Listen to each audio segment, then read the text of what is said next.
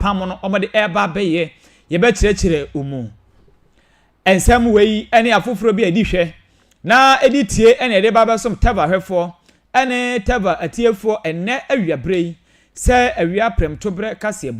Kasiebo yi enwumaku aso asene emede Kasiebo yi ebra ono Ark City Prayer Camp ebutu achim anyinasin Old Tafo Junction apoe mantemu eho ena be Ark City Prayer Camp akira kwan Ark City empanifo ase yen kire osebrai na ebebo empire oha okodanda dadwene amane bia eda oso no fa ebe piemu Ark City for akache na awrade enam ne tumi ne nkronkron abasa edi hine ofie one so ebema oha ne okodanda ne nyina etu atwa eno nti ede ene oha oso be piemu aye don huri ensia 6 hours don huri ensia achi 6 hours na onte eye ho nkronkron ka ose osesesa onioma na efako eno nti fa oha ene odadwen ne okodanda nyina efa ekodan Ark City Prayer Camp na ho ena eye last stop wose ho no be piemu aye onton empire bo ho akade onton oye obia onton odokono onton yesu moja ena onton so bolo onbo oye anase wontwa obonsam so ma ni nyina ne empaibo ene ugidie eno ntifo ani ebe piemu ho puso oman na empanifo enye so 0247 701364 ena afin 0249171187 afin so Ark Media Institute enso ebo ma bamba yi pa Ark Media Institute enso ebutu enkran kaso wesel small achi ho pe ba bia fro say eye red top eho ena obehu eye sa school pon wase brai na ebeje ntete na besua ade efa eye nsentwe adwuma ho ade bia pesa oti usua na hunu fa eye nsentwe adwuma ho no fa wani achi mu Ark Media Institute akache na ekwaje eye ntete wache camera handling 3D animation video editing cinematography marketing MCR operation ade bia pesa usua na hunu fa eye nsentwe adwuma ho no fa wani achi mu Ark Media adosu na ekwaje ntete puso amoyen na empanifo enye so 0200491565 and afin so no 0543480299 ne kra no Klaban essential soap Klaban essential soap samra nwanwa so bia aba be piemu oman Ghana wa edi djuma esen eye nkonwa eno ntino se opesamna ebema hotoso na samana ebeyi wo hwenam ani enyarewa nyina afi ho na atu hwenam ani yarewa na honam aye sro kama dia ene no ane Klaban essential soap samana yi owo moringa de o prekasa de ena afin so owo eye lemon de na ni nyina mu no almighty golden turmeric o de dia fra chese samana yi edi dwuma die soro kokra eno ti kopiemu hoi na ekope etu eto na ekoton na afin so fa bidware na emwa opa ewo ho puso man na epenifo enyo so 0209524262 0209524262 enwuma kwa hudoi ena aso asen amanne maje penny ekwa ne kwantenkro na mede Kasiebo abrao opesemakani amaje penny ekenkan Kasiebo di ama ono edi ameje so Steven Boache danso ofra mode sheba eska onye mfumfuso bia afa ejebrai na mitutu kasie esre ene abasa efamao yesha Kasiebo no ase dia ne yesha Kasiebo no afi kaneshi ene mpotemo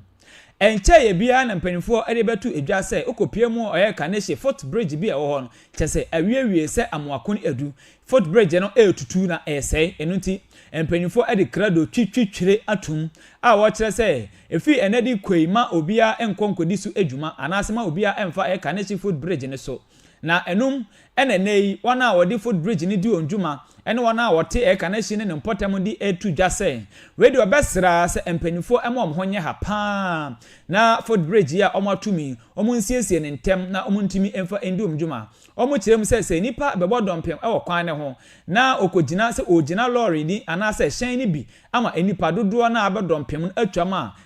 adrova foi enfi o mo se enkanka ni motofo no kwado omu so ma page o msa no ma bo mfi ta eduku omu twama omu mfi obia no nti wasrese mpanifo enkeka ho na onya footbridge na entem emom na emom dada akone badie enhin han wo mo pa yenkotie ensema omreto ensentwefo anim But according to your opinion, what I know that's mayor. Here to us, share na control traffic no. Until you want to the time on Mayor Bridge no area. Challenges are facing is a KBC na ojina or your officer on person bejina or multimoto sooner ojina mum person bejina. Like Adena I say share in uniform. That's a challenge is any or more but other trot taxi drivers no they stop or mojina and a police for no so or mo boya any or more jumanwa say no a crano and fat up obium they decline to form into any cars be on fire biano or munya botre not or more share can so my if say the zebra crossing out to form. So far, I know the challenge behind you, but the woman say, "Obi, say zebra crossing." I want to oba speed na no dey. Oba na say stop police phone stop because to me the buck out because of speed no dey free. On so na highway. Problem so far, so mu head man correct. But I say me say, hwe no me ade na dey. Am I because him so be cross you no kwa no. Na ne material say ready a oba adwuma but so far father dey ba kokora nya dey. E meto ha. Nti anim dey ho ye.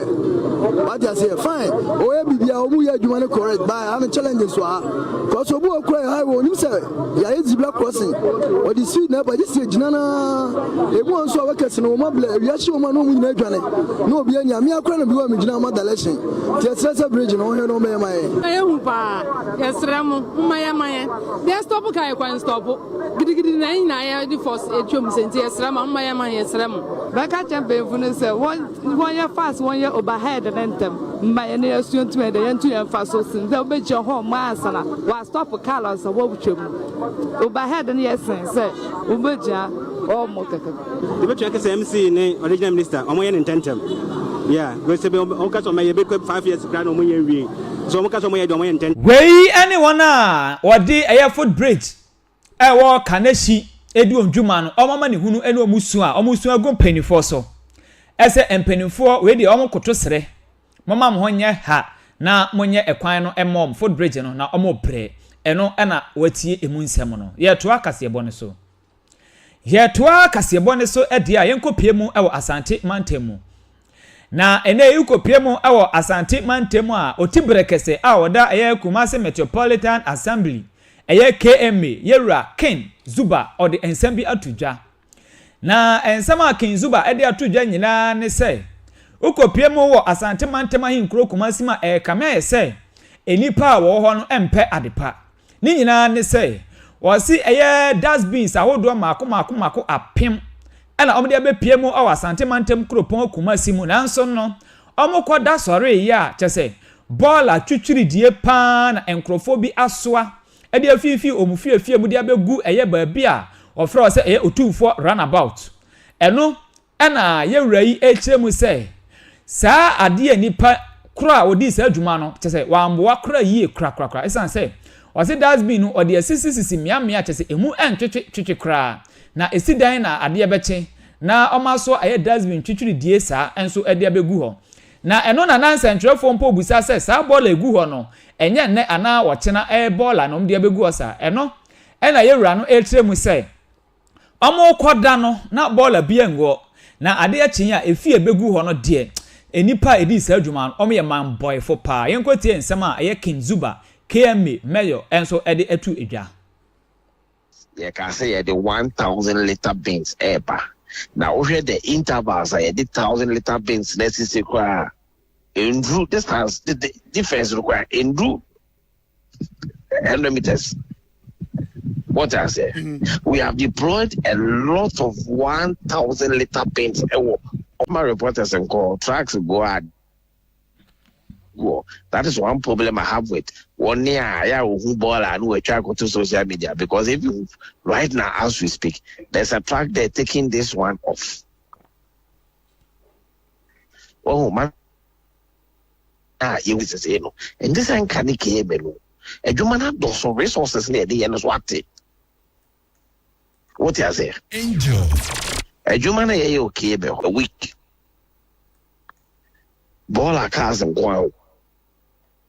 cars this is a ball out 100,000. 100,000.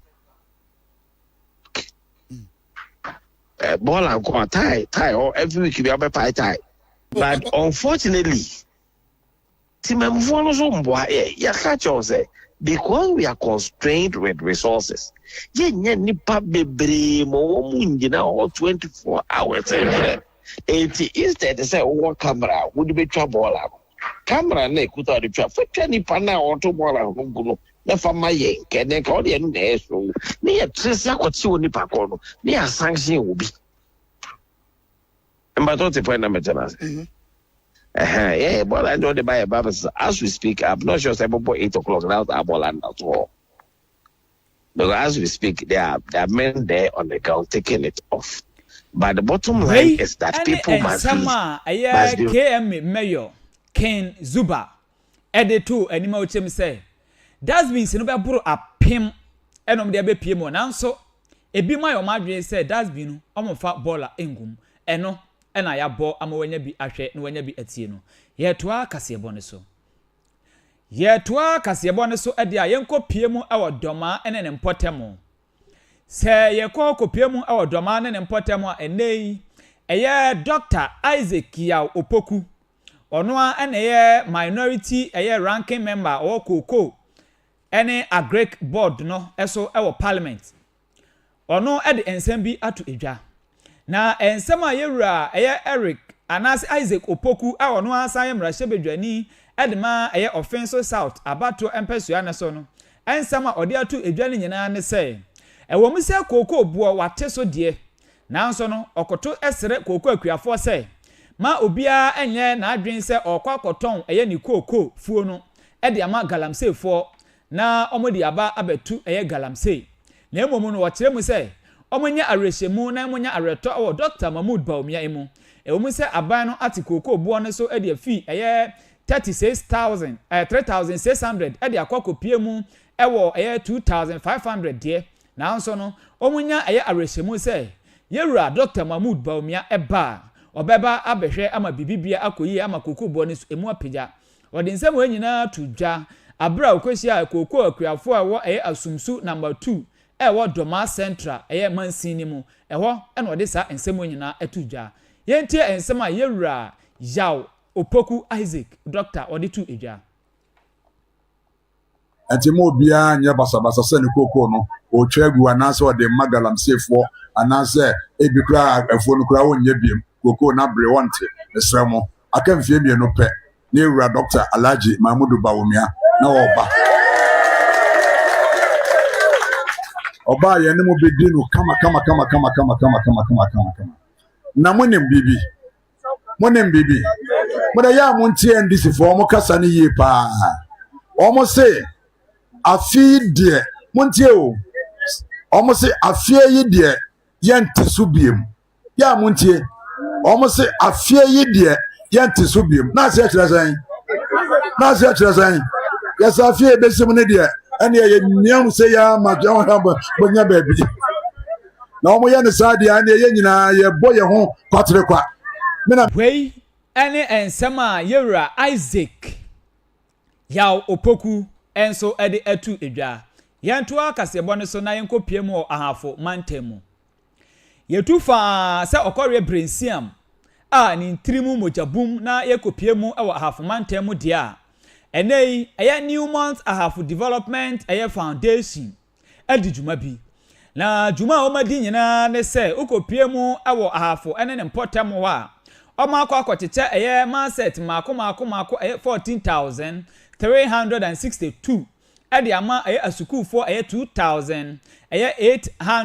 2081 ai asukufo a omo babetro ABC nso hwe bi eno akocheche sa market edi amom na schools a enya binu eye 71 junior high schools ewo eye asutifi north ena afenso eye town north omo ena sa suku yi okocheche eye market edi ma wo na okocheche market iwie ye no ena yewura oye ankobia hene na owusu adujamfi eje eye achede yi ena ode aseda ede koma eye empanimfo a waboa ama sa market ya chichachiche yi aba be pm ena o chem se sa market ya empanimfo ede abechei asukufo ne hwese omde market yi ebedi ejuma omde bedi ni nyina na afenso no omoma omoma sua enso ehu enhia wom yentie ensem a eye nana edi etu edwa na dwumadi a yedi ne ne mhye ehyiase nnora bibi ntimi ama eye dwumadi a eye nadefo ahyehye edi ama BC omu betwe omu final exams I think next month said ye be ya ebetimi akenya omu ama omotimi omudwumadi a na omu nso hwemu no ometimi ayire omu ho na enam se yamfo so ye ka na devfo hihye ehunti no yenso so aso ye so ti de meka ne se aseda ana ye de ma omu se omadwene yenso ye ho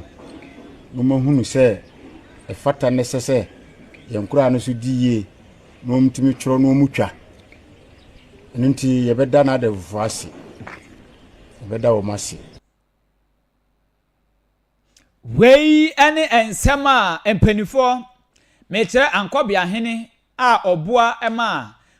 oje maseti edema sukufo no aseda odema Newmont ahafo development foundation no enso eho Tevah Kasiebo ne so Tevah Kasiebo ne so de ne yensan lihwi na yemetisim se kinken ewo enkran pompuni mantemu se yesane betisim ewo enkran pompuni mantemu a enei Ministry of Food and Agric yewura Eric Opoku eda no ene Santo group akwasan entiase apam mekire memorandum of understanding ni bi na entiase apam a wo kosan ni nyina ne kire mu se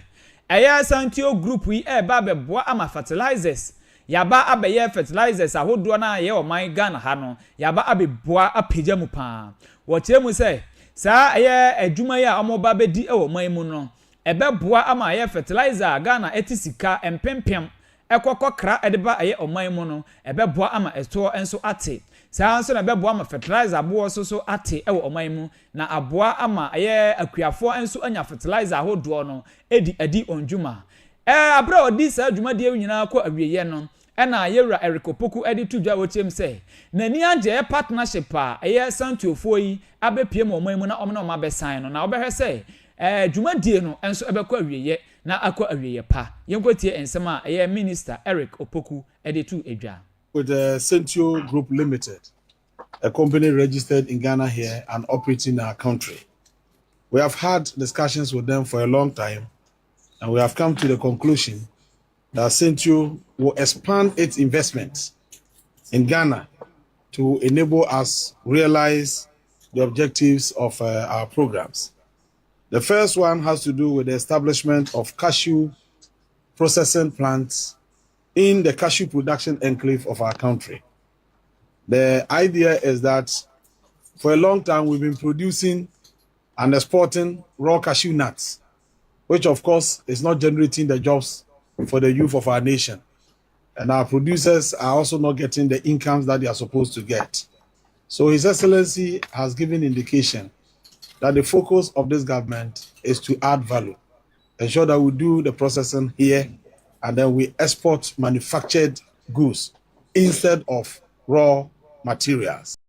It is against this background that the Ministry of Food and Agriculture engaged with Centio Group Limited in the production enclave around Bono Techiman area. And in fact, we've just concluded that they are going to set it up in Sampa. And that's why our brother from Sampa has been here this morning to make sure it is done. And so we are going to sign the memorandum of understanding to enable them move to site to begin the construction of this all-important, processing plant. In Ghana, apart from the cashew nut, we throw away the cashew apple, the fruit, which is a major raw material for the production of beverages. And so they are putting up a plant that will process the cashew and also process the cashew apple. So now, after completion of this project, the farmer can walk to the center to sell the cashew nut as well as the cashew apple, giving them the opportunity to earn income from this dual arrangement. I think it's one of the best for our nation. After this, we are also signing another agreement, very, very important agreement with the same group. And this one has to do with the Ghana Fertilizer Factory. All this while we've been importing fertilizer from other countries. And whenever there's some kind of turbulence in the global environment, fertilizer prices are affected. Now we want to ensure that fertilizer is produced here in Ghana. And Central Company Limited, already settled in Ghana, already operating in other spheres of our economy, have decided to move into fertilizer production. And they have given us the assurance that within the shortest possible time, the chairman himself is here, they are going to move into action and put in place the fertilizer production or manufacturing plant here in any sema aye oswafo a wo hwe ekuadwuma so mekyerɛ papa Eric Opoku ensema ode tuja abra omo sign aye entiase apam no ode atu edwa ye to Kasiebo ne so ye to Kasiebo ne so dia ewo ensem foforo mu no enche bia na beto odwa na aye sachet water producers ede beto odwa omo kyerɛ mu sɛ enche bia omo ba abetoto aye sachet water ne buo mu enom na ye osoafo a wo hwe edwadie nsem so ede beto odwa kyerɛ mu sɛ saa aye entumu ne de watu ni nan atiam na enum na okopie mo enkana pumpuni mantemu no efa ba bi a kyese omo de omo nte se odogo bi po enu abe na wakọ akoboa no ho ade omo da so eton enso no se de akatua ntumu no na se enso ni ntumu no eba ye na pepepe na no enenei aye Accra Technical University student ba ko enwo akodi ensenseme akodi adwamu na ne nyina ne se wo se wapie lectures a kyese wo kokope enso bi abogu ne bo okoko pie ma omse ensuo no eye 1 cedi ebei eba ne sei a wo se yatum na enum na wo se na sade a okoba bi foforo na ono nso wakokore se obenya ato ho a okopie wo ho a wo se ho no ye 70 pesos na emum no eye 20 pesos coins de onje na se indirectly no o kire ne se ho nso eye 1 cedi saa eno ana ababo awi ede to eye nsentwerefo ni ma wo kire na kosem ene ahuhiahia ofam yenkotie nsema abayewa no ede atudwa. Yeah, so I went out to buy water from one of the vendors in front of our school. And then I got there, I was expecting her to give me check, but the moment I took the water, she told me that one is for 1 cedi. And I was like, I heard this policy, but I don't know if it has been passed out or something. So I didn't buy the water. I'm going somewhere else to buy it. I'm really sad because, and then according to her, she said it's because of the coins, the 20% and then the 10% issue. That's why she's not, selling the water for 70%. And I think this shouldn't be an issue because.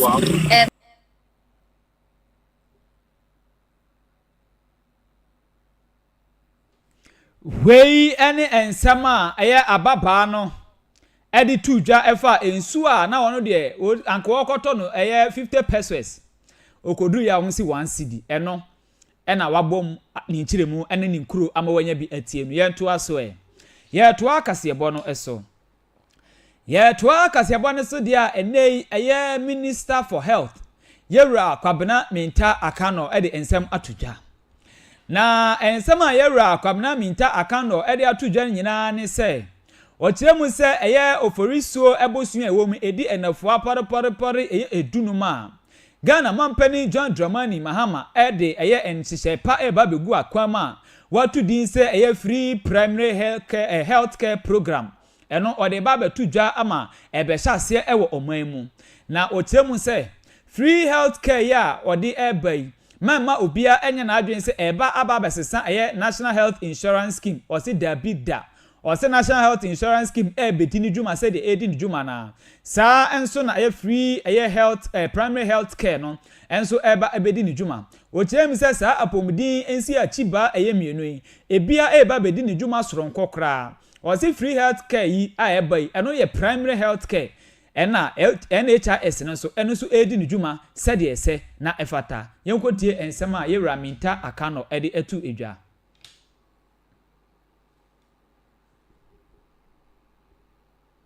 Care is a government policy that guarantees that every Ghanaian can access a defined package of essential primary health care services free at primary health care level. And the emphasis is on primary health care level. This applies at CHIPS compound, health centers, and polyclinics across the country. Not only that, but beyond this delivery point, we will have a more structured approach to disease prevention and health promotion by moving into our communities and households with these services. It is important to emphasize that there will be no cost for the preventive and promotive as well as the curative services within the free primary health care services package. The only thing you need is to show a valid ID card as a Ghanaian.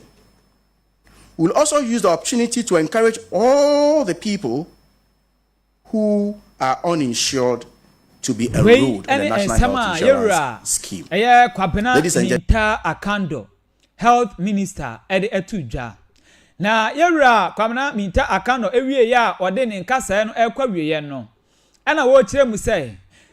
free primary health care ya oforisuo ebusume wom edinafuo tunuma aban no ebepa ho ntoma no. Afi bia no sika Ghana ede be hyemu no opepe baako akiripo dunum mekyere 1.15 billion Ghana cedis. Eno ana afi bia no aban no ebesei ewo free primary health care yi ho. Na wo kire mu say omampani enya ebie anu ewie pa babi a obenya sa yarehwe free primary health care yi bi no CHIPS compounds ahodo afi health centers ahodo ena afi nsu polyclinic ahodo ewo oman mu nyina ena sa free health care yi eba abehase enuti Ghana for enum nsu entwenpe hwe be oferiso ebosum ye women edinafo adunuma aban no ebebie ano ama obia enso anya ne fa ahodie afi ayarehwem yenkotie no nso nsema ode tudwa. The problem we have in Ghana is not the availability of health professionals. That's not our problem. So, by the grace of God, we have enough in the system who will help us to run this system. In fact, it's even a deliberate policy to even assist and facilitate some of them to even go and work outside the country. So our problem is not about the availability of health workers. That is not our problem. So we never even reflected on that because it's not our problem. If it is not broken, you don't fix it. So it's not something we must contemplate on. So you realize that from time to time, and one of my PAs came to show me a video about somebody who was accusing me that I had said we wanted a space to employ before we can employ. You know, you realize that from time to time, government facilitates some people to leave the country. So they create physical space, not vacancies. So the space here is not a vacancy. It's a physical space. Because look, the truth of the matter is that we can only employ what we can pay. It's not as though we don't have the vacancies, but we have a country to govern at the end of the day. So if I go and sit in cabinet and I say, oh, I need free primary health care, then they give me. I want to recruit health professors, then they will give me. I need Mahama care, then they will give you. Regional hospitals, they will give you. Why? Am I the only ministry? No. So at some point in time, we have a country to govern. And that is a reality. You may not be happy with it, but I'm sorry. That's a reality. We've done the costing, and we need not less than 1.2 billion Ghana cedis a year to be able to run this. So we've done the costing. So if you want by month, you can divide by 12 and you get a figure. So it's not an ad hoc program or project. We and so ane nsema yewra kwabena minta Akando and so ade tuja which him say na se omehia be 1.2 billion afibia eno so ene nsema wachichiri mu efa free health care ya aban eba be lanche ne nyame adoma ochina yi enso ehun yenjira yewra kwamena minta Akando a health minister ensemi so na yamfa awia premtobre Kasiebo ni nyina ensi Kasiebo no ensema edimo akuti no ebini say omanfo a ebo kaneshi a wode kaneshi food bridge no edi onjuma no etirem say obesere se empanifo anhwei na adwuma a omo ye food bridge no ho no omoma omho enye ha na entumi emboa wom eno yebo mu enchiremu sa enso ene Ministry of Food and Agric any Central Group enso assign entiasia pama omo ba be sisi eye factories a ebi eye de de ebe fertilizer e wo man mu ha eno nso yabo mu enchire mu ensam wei ene afoforo pi a na edi hwe na edi hwe na edi tie na ede ba ebe somo ene awia yi se awia premtobre kase kai se eye ketewese enye dudu owura na Kasiebo yi wana waso asene mede Kasiebo ede bra wono eye Ark City Prayer Camp ewo Achim Anyinasin Old Tafo Junction Achim Anyinasin Old Tafo Junction apoe mantemu eno nti wase brai wo bepiem wo waso ye adon hwiri ensia pe wo beti Awurade enka na wate won kronkron kan o se don hwiri ensia achi no wante Awurade enka na wante won kronkron ka o se sesa ndioma na efa kopiem ewo babi a ofi bae eno nti no wase brai babi a di uti beto ensuo anyinam kane ne nyina e bonus bra na bebo empire ena afi nso no onton paebo akade bia wo ho onton so bolo onton Yesu moja onbo obro nsama ba wo ho dabi ne nyina ye mpaebo nko a eno nti wase bra be piem wo na ebebo empire obetimi apuso oman na empanifo ajoso na odi adi eye kasubom 0247 701364 ena afi nso no 0249 171 187 afen so no Ark Media Institute enso eboa me pa Ark Media Institute enso ebutu enkran ka so akwantempo ne so West Small achiwo pe red top eho ana omubutuo eno nti wase bra na beje tete fa ensentre adwuma ho ade bia opese usua na ote na ho fa ensentre adwuma ho no fa wani akire mu eye Ark Media Institute akache na ekwaje entity pusu amaye na empanifo enje so 0200 491-565 and afin so 0543-480299 ne kra Klaban Essential Soap Klaban samena nwanwaso a ema ahotoso na upia ampa ogisa ampa wankasa upie we honam yensre emfa entu kwan ena yensre enso mfa ko baabi enu ntu pese honam etoso sro there ena enu ane Klaban Essential